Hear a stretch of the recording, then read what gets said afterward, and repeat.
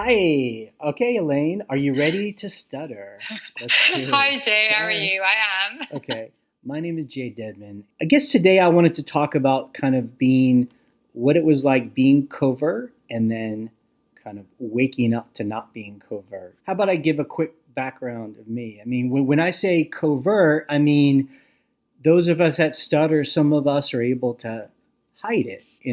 We use tricks, we use avoidances, and we can kind of fool people into thinking we are um, fluent. And that was, for some reason, as a kid, that was something I needed to do, was to try and hide. But that comes with a lot of an emotional weight and not focusing so much on all of my content, and then also ultimately not feeling like people see who I am. And then, we'll talk about it more, but like for me too, it's been in the last 5 years or so that I've been going to arts avoidance reduction therapy with Vivian Siskin, where I've learned to just, instead of hiding, just be open about my stutter, being a person that stutters, and not having to, have all that emotional weight of what if someone sees me stutter, you know. So you have been kind of getting into this too, and so that's why I wanted to talk to you today. Yeah, well, thank you for asking me to be Yeah. here. Elaine O'Riordan McKeown is my name. Yeah, I've been covert up until about a year ago. Mm-hmm. So I suppose the real catalyst for me to join arts was I got a promotion at work. And I suppose my whole life I had avoided public speaking. And then as I thought about it more, I had avoided words and I'd avoided situations. And I had been happy to avoid them so that people wouldn't see my stutter.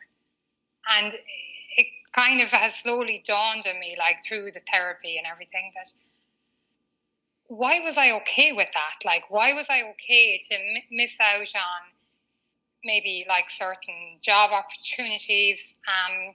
Like a really crazy example is I changed my name. Like I go by Elaine McKeown now. So when I got married, I dropped the O'Riordan straight away because that was like stutter hell for me. It was like Elaine O'Riordan, and anytime I had to say my name, it was so hard. And then I just think like that was totally against really my values. Like I wanted to keep my name, but I was so happy the day I got to change it.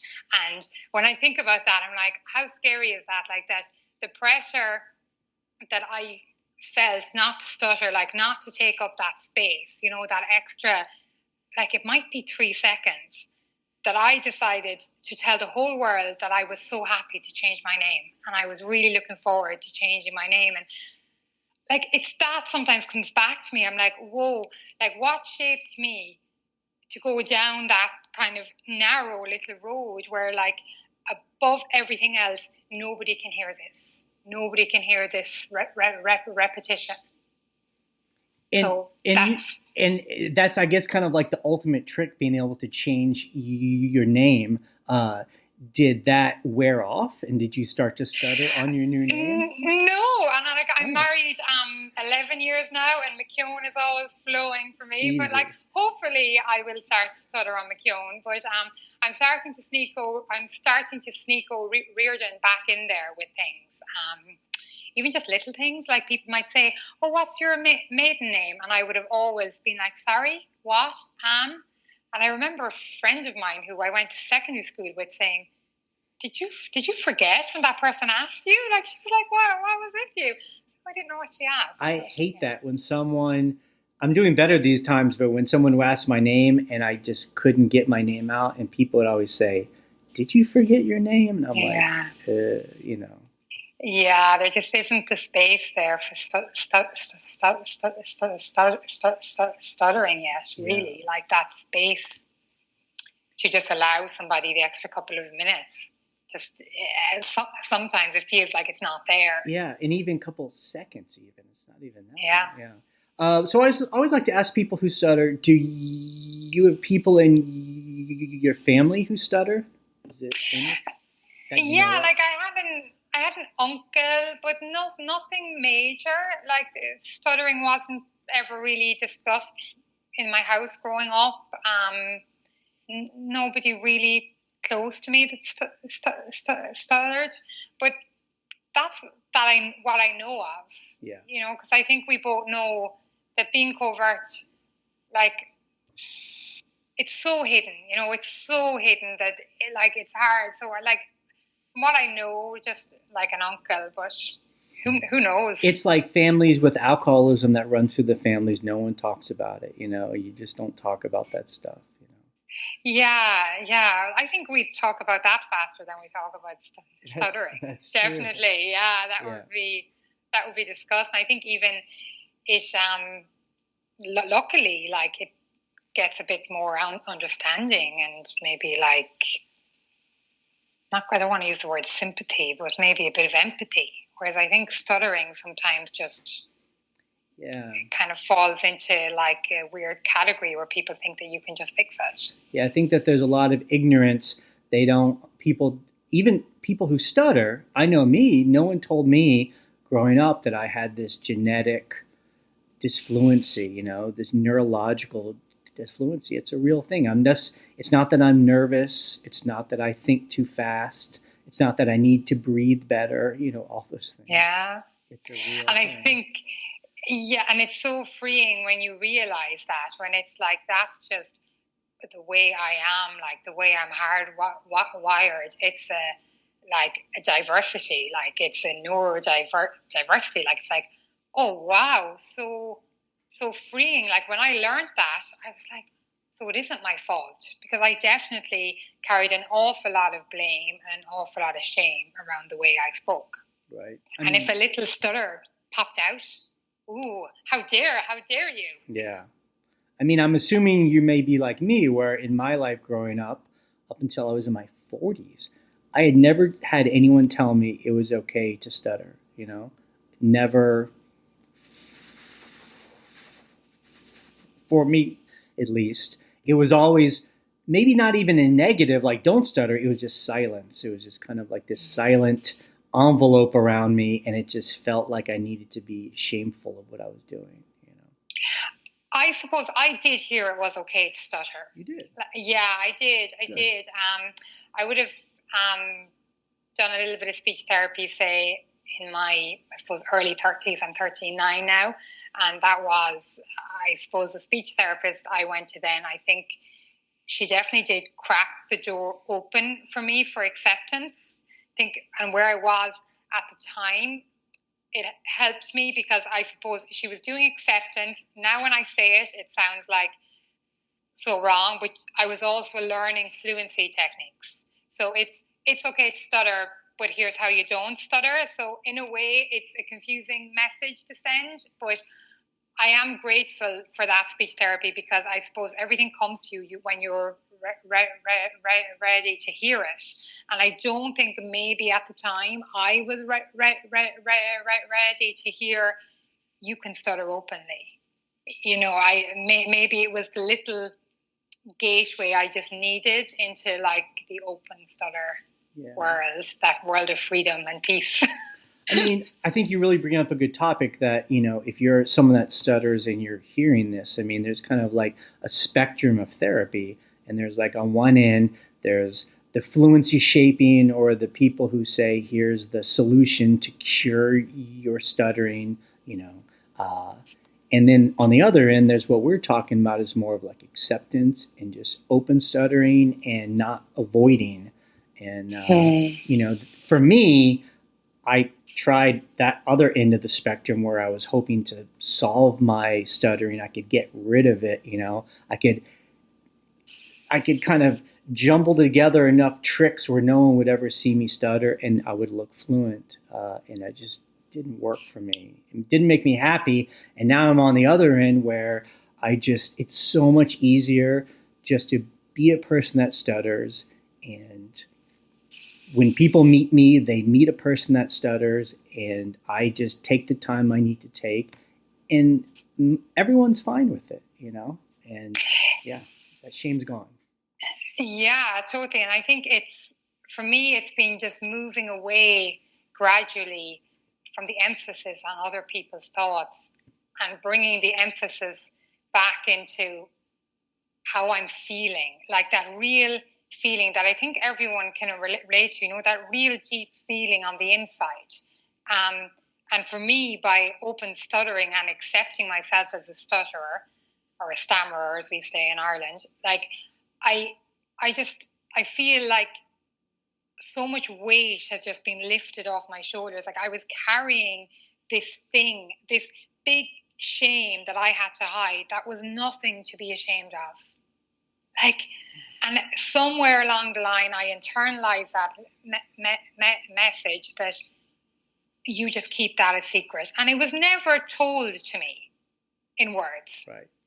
But it was I definitely picked it up. Yeah. And I think it's that gradual shift for me away from what's he thinking, what's she thinking. And that's where I think I have like a fear around public speaking, because then there's a lot of thoughts in the room. But I think as I gradually move on to like really the only thing that matters here is like how I feel on the inside. Am I showing my true self? Am I maybe being vulnerable? Like, have I, like an actual heart here? Or am I just putting on this show to please people I don't even know? Like, why? Like, why?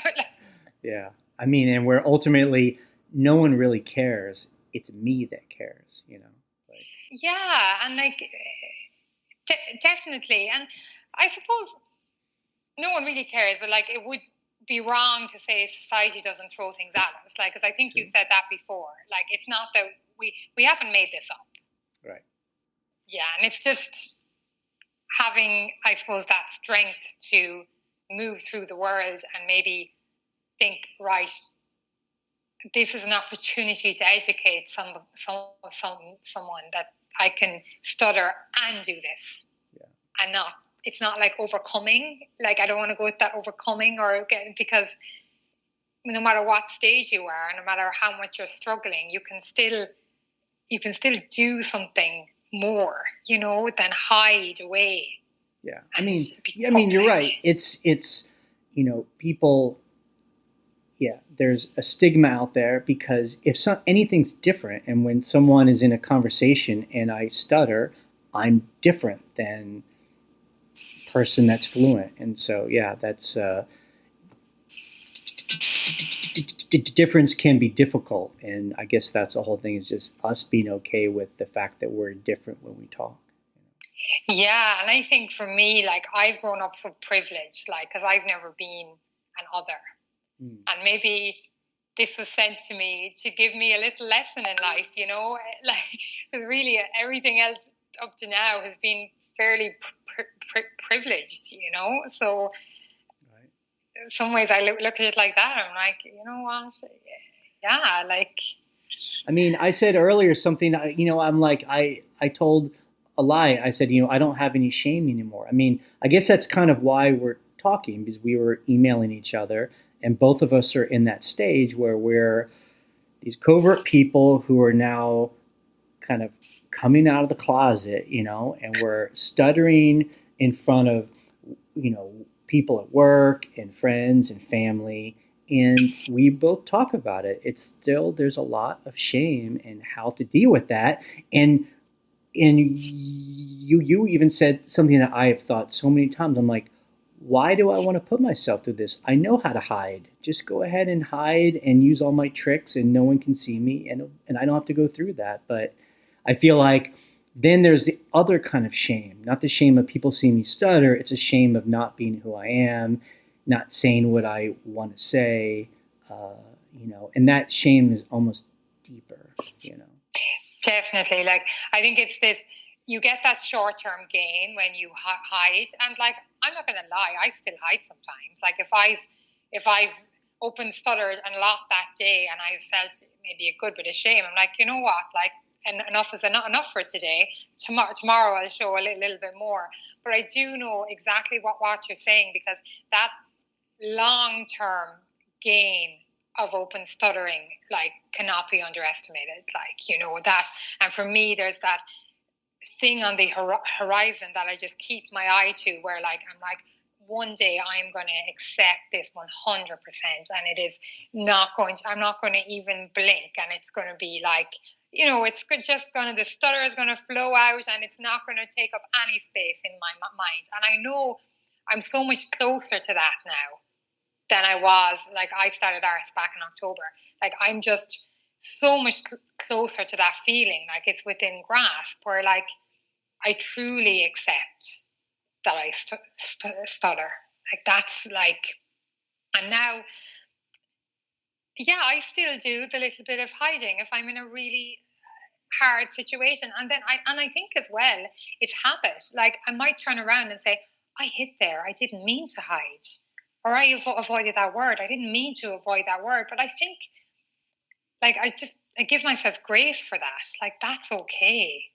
Like, there's been like decades of hiding. Obviously, I just have to do more not hiding to outweigh the hiding for so long. Like, and for anyone that doesn't stutter, when we, there's again kind of a spectrum of stuttering. I mean, when Vivian was encouraging me to open stutter, I didn't really know what she meant, because for me, stuttering was those huge blocks. It was struggling. Like, that's what I thought stuttering was, because I was so afraid to show it.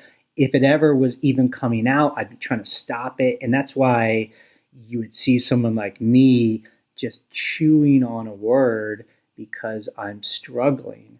And now, as I've done here with you, I mean, stuttering is just little disfluencies, and I didn't know that that's what it was for me if I just let it happen. Yeah, it's the separating the disfluency from the struggle, isn't it? Right. And that's really, the disfluency is the thing we can never change, I suppose, and the struggle is something that we can peel away. Right.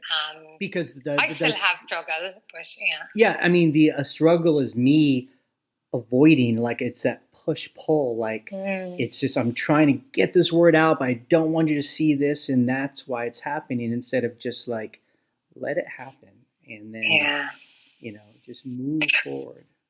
Yeah, but then that let it happen is a real gradual. Well, it was gradual for me too. It's just like, and you have to nearly put up with the little bit of struggle, like, while you're letting it happen, but in small doses. Like, it's easy for me to say that 4 years later, but that's it's not something that I could just do overnight.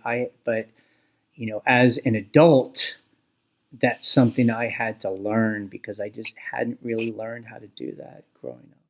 Yeah, you had learned not to do that. I suppose in the very beginning, that is what we probably both started off with. Yeah.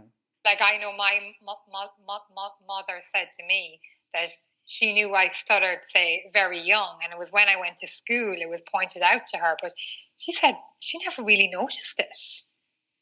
Like, she didn't see anything wrong with it. And I suppose then it was, she needs speech therapy or whatever. So, like, I wonder what would ever have happened if nobody had noticed it, if we lived in a world where there was the space for stuttering. Like, I do think you might still need some therapy to help you cope with, or, have confidence around it, or, help you maybe process shame. But then I wonder, would there be any shame if the world was completely okay with it? So if there was room for voices like ours, and like, I just keep thinking of, like, the more you hear it, like, for me, I couldn't hear anybody stutter a year ago. Like, if I heard it on a podcast, it was like, oh no, and I'd be so on edge. And that was like how I dipped my toe in. I was like, I'm just going to listen to this person stuttering, and poor them, I feel so bad for them. They're stuttering, everyone's hearing it. And then it gradually became, oh, they're able to stutter and give a message, and wow. And then it just was so inspiring to me that, like, I just love stuttering podcasts now. I listen to them all the time because I just find them brilliant. I find them inspirational. And it's like, it's like my outlook on stuttering has just completely flipped. And that for me was hearing it. And I just think the world needs to hear it. And it will be so much easier for children that stutter coming up. It's like, Yeah. Yeah. We I can. mean, we've seen it, or I've seen it where, you know, Vivian will be working with young kids and they aren't going to have to go through those years of growing up and being an adult and having all that shame and just all that building on each other. They're being taught now it's okay to stutter. They stutter in front of their friends and family. Everyone knows it's cool, and they're just not bothered by it. Whereas, like you said, my God, can you imagine listening to yourself stuttering? I would have never even been able to handle it, emotionally. I couldn't. No, I couldn't hear it from like inside my own head, and I wouldn't be able to hear it back. Like it just would have been so hard. And I just think that like I really question that. Like I think about that. I'm like, why is it hard? Like why can't I hear it? And I think it's so important to question that. Like it's just like it's okay to stutter. Like it really is okay. When you were struggling a lot, and before you came to arts, did you know it was your stutter that was causing, say, maybe struggle for you? Like, could you immediately pinpoint that that's what was wrong? I mean, I knew that I stuttered. I didn't know why I stuttered. I didn't know what stuttering was. I mean, I remember, being an adult and just thinking stuttering, I had some kind of brain damage maybe. I mean, I just didn't know what the problem was. I mean, so for me, I have a lot of fluency. I can kind of hide. And then what would happen was I couldn't get around a word. It would be my name, a number, some trick would fall apart in the middle of a word and I couldn't get out of it. And then I would just get stuck. And this is the interesting thing. And it's no one's fault, but then I would be shameful and, I'd be, my big thing was I'd shut my eyes and look down. So I'm like pulling myself out of the conversation and the poor person is just watching me, like they haven't done anything wrong. And then I look up at them and I'm in kind of pain and shame. And of course they're going to react like there's something wrong too. And so it's just this bad loop that I'm causing because I'm feeling so bad. And so I think to me, that's the most exciting thing about what's happening now is that accepting I'm a person that stutters. It's this inside job I have now. And now I just stutter. I'm okay with it. I'm letting people see I'm okay with it. And we just move on, Yeah, that's so true. People are taking cues from me, how to react to it.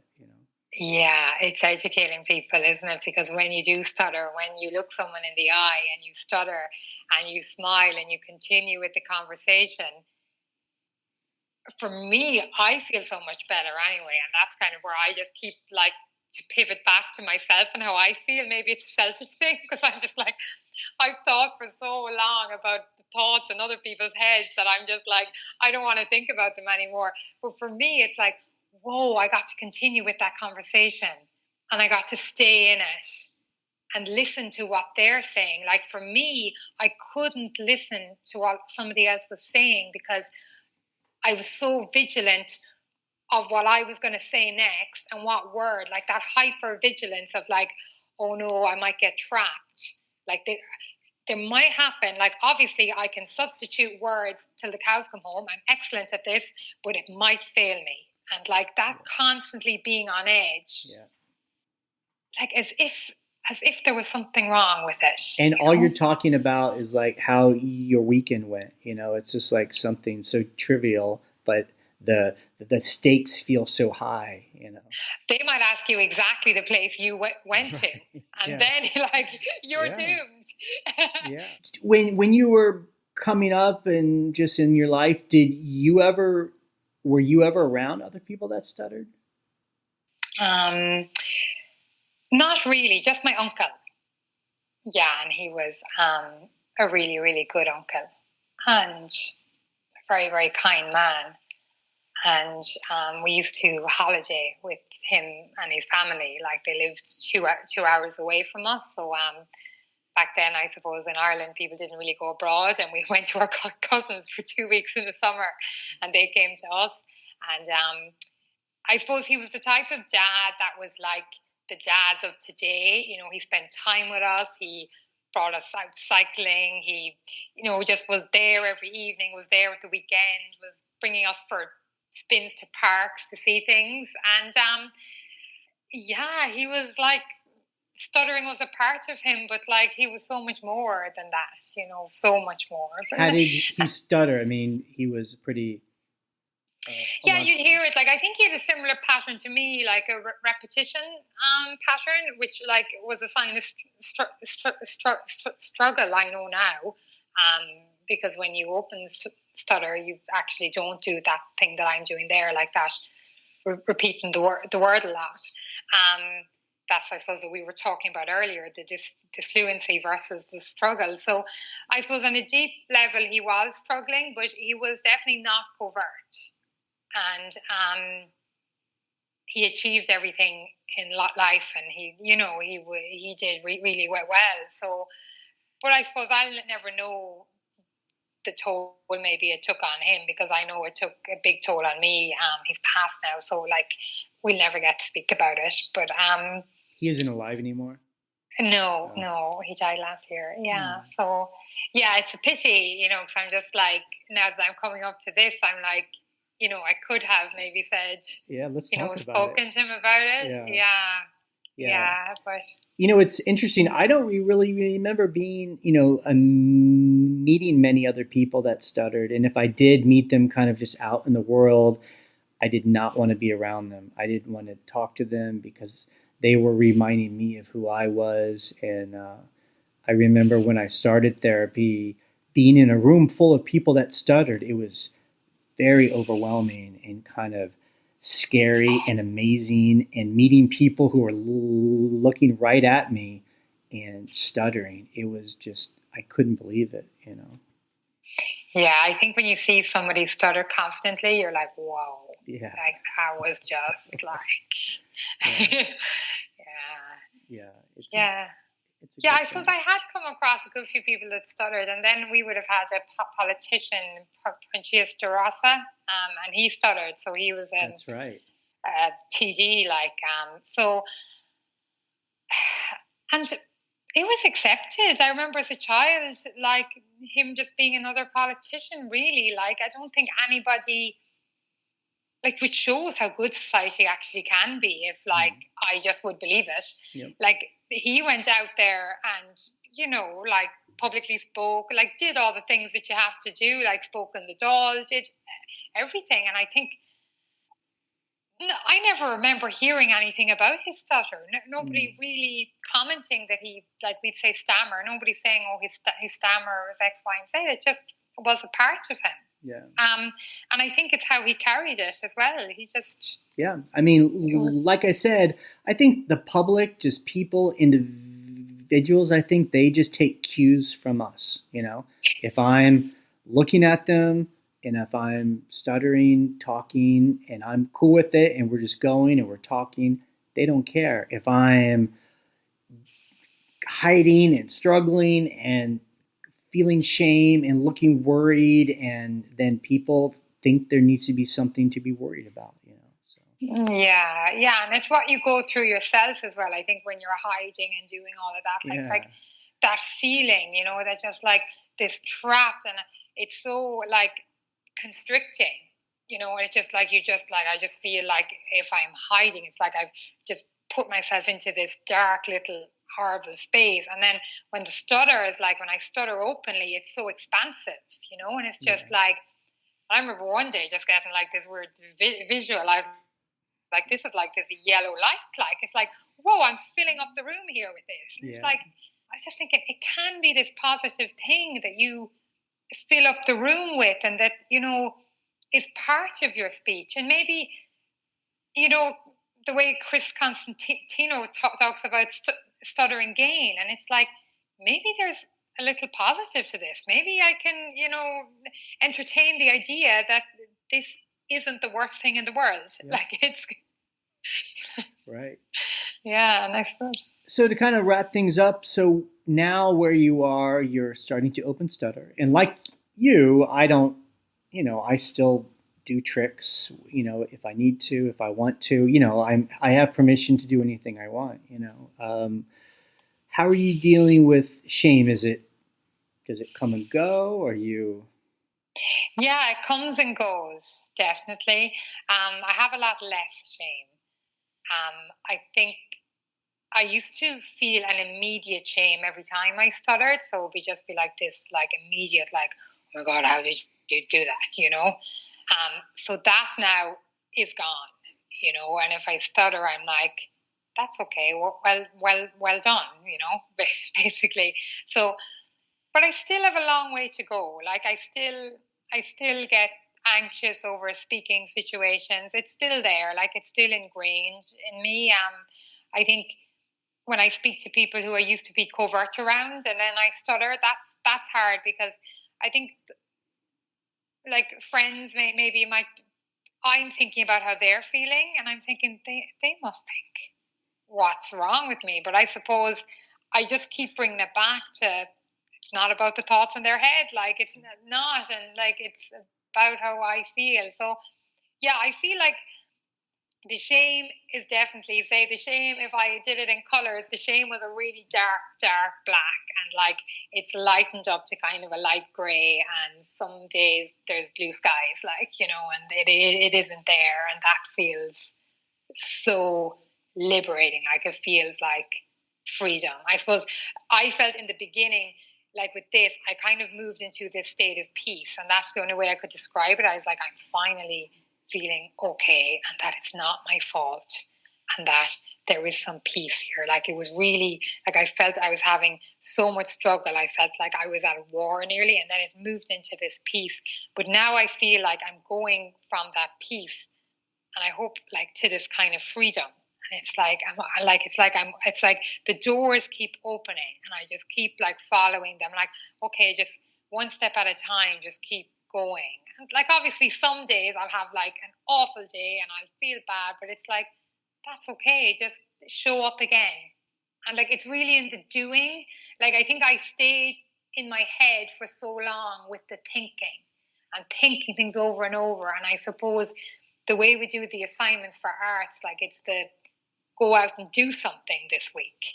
And I think it's through that doing, I've taught myself like it's okay and you don't have to feel guilty. And when there's shame, you can process it and sit with it and, really get to the root of where that shame is. Like you don't have to bury it, pretend it's not there, pretend you're okay.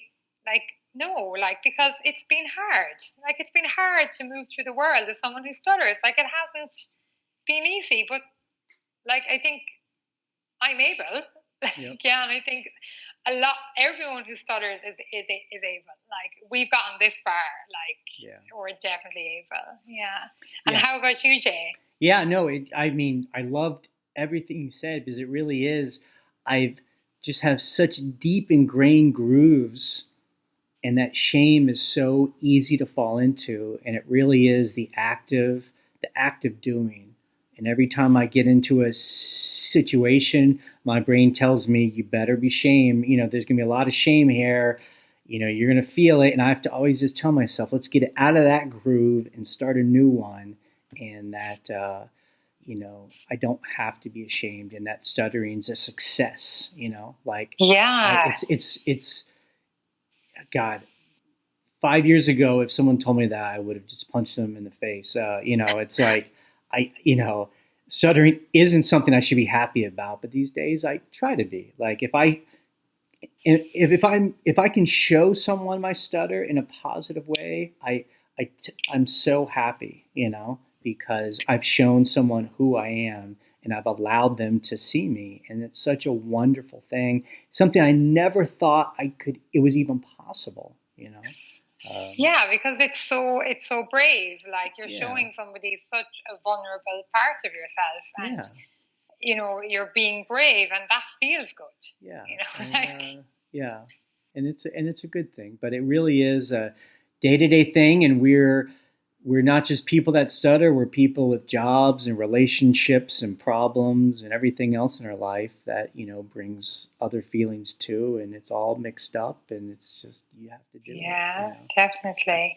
And then I think with stuttering, I always felt like, for some reason, I accepted that I could do without, because of my stutter. And now it's like, no, like I deserve everything. Like I deserve it all. Like I deserve a seat at that table. Like, so, and I think everyone who stutters deserves a seat at that table and deserves to be heard. Yeah. And it's just like, I suppose the only way, that's how I look at it sometimes. I'm like, the only way I can really change how the world sees stuttering is by stuttering.